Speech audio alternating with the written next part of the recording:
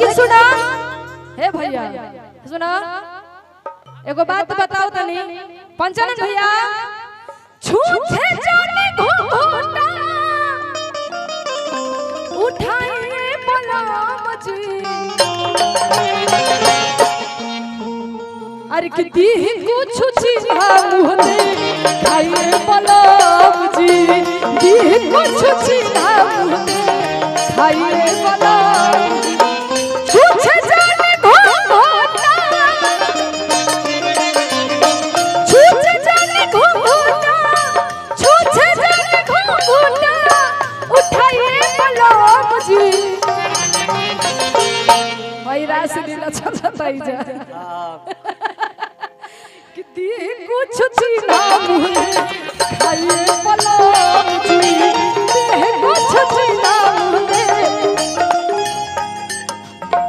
सुना ए टोपी वाले भैया है ना तक तू इनका के बात बोल दो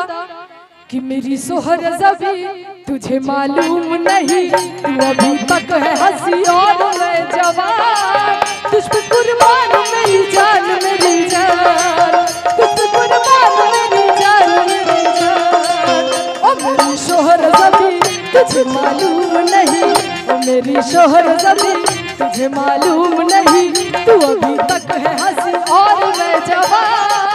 तुझ पे कुर्बान मेरी जान तुझ पे कुर्बान मेरी जान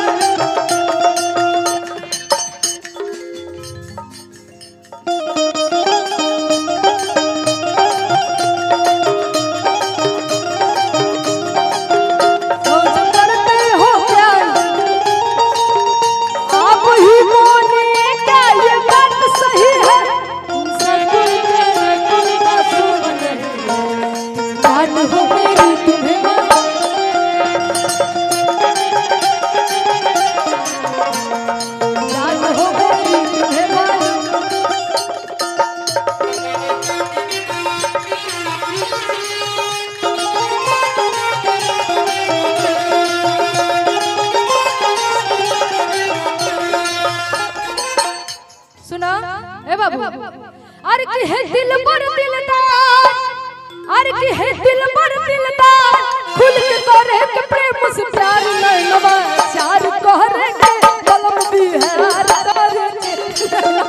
चार कहरे के कलम बिहार करे के हे दिल पर दिलदार हे दिल पर दिलदार खुल के करे के प्रेम से प्यार नैनवा चार कहरे के कलम बिहार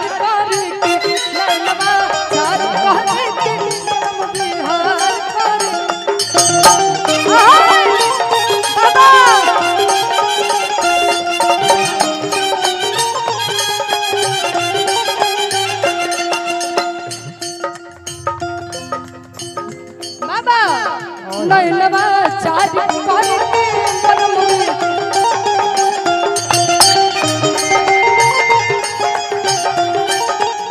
कहतरी तू हमर राजा सुना हम तुहर रानी असंग ही काटल जाए एहो राजा जानी संग ही काटल जाए खूब राजा जानी संग ही काटल जाए अपना बात रखी है याद कि इहे बोली हो जे मिठाई खियावेला जितने निमन रहे व्यवहार जितने निमन रहे व्यवहार खुद के करे के प्रेम से प्यार नैनवा चार करे के कलम बिहार करे के नैनवा चार करे के कलम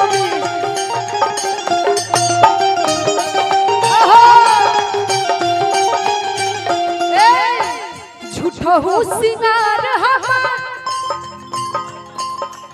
लड़का के डैडी जी के तरफ से पुरस्कार बा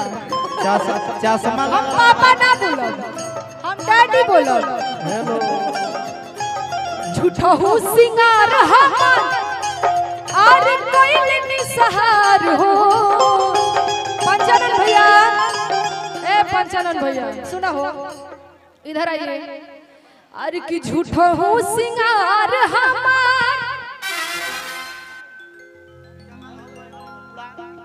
चाहो तू लड़का के पापा हो तो के हम लड़का के चाचा कि जो ही आस कोई बड़ा हर गोदी में खिला के लड़का तो हर के पापा कहता हमरा संग के चाचा कहता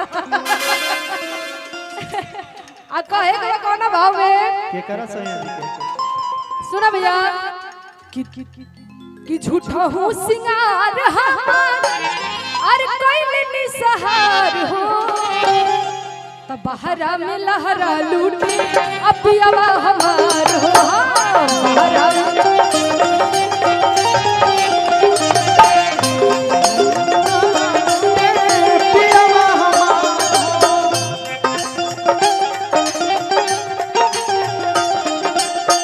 झूठा हूँ सिंगार हमार झूठा हूँ सिंगार हमार कोई निसहार हो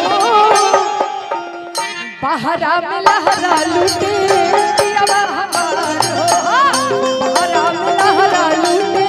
राजा जी हमार हो का करो भाई होय लो